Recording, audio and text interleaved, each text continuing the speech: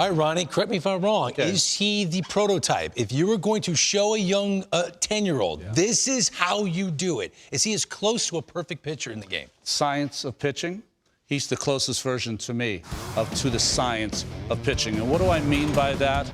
Well, when we break him down and we look at all that he does, he's been able to change his game. He used to throw two-seamers. Those are gone. He's a four-seam guy. He's going to spend a lot of time up in the strike zone.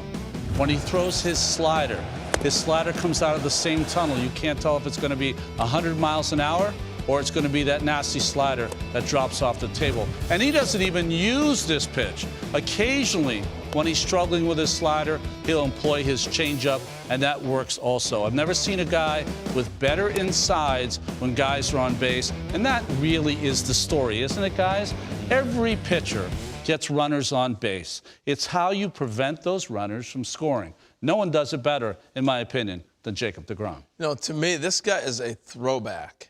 Not mechanically and all that. I'm not trying to break down pitcher mechanics, but I'm saying a shortstop in college that became a premier pitcher. Ron Darling was an infielder, became a pitcher when you got older.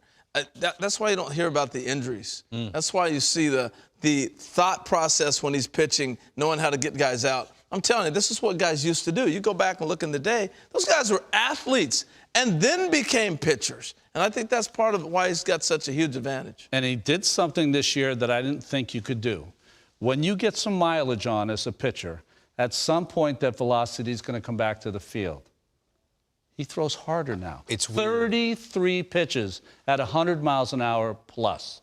His average four-seam fastball velocity is over 98 miles an hour now. A year ago it was 96. You could make the argument that he's only getting better at 33 years old.